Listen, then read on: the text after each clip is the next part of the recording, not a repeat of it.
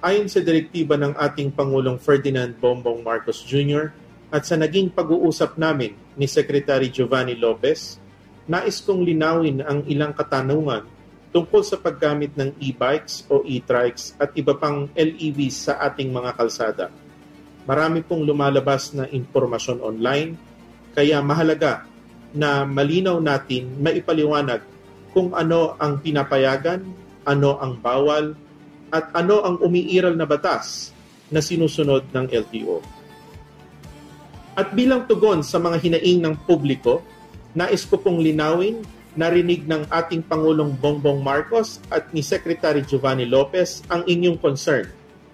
Kaya pansamantalang walang impounding operation habang nagpapatupad muna kami ng malawakang information drive upang bigyan ng sapat na panahon ang lahat na maunawaan at makasunod sa umiiral na regulasyon.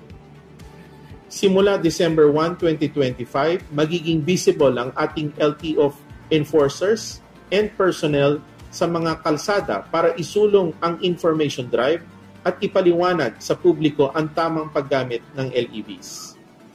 Pagdating sa January 2, 2026, magsisimula na ang strict enforcement at wala ng extension. Kasama rito ang apprehension para sa mga lalabag sa pagbabawal sa National Highway. Sa huli, iisa lang ang layunin ng LTO, hindi upang pahirapan ang publiko, kundi upang matiyak na ang ating mga kalsada ay ligtas, maayos at may malinaw na pananagutan ng bawat gumagamit nito.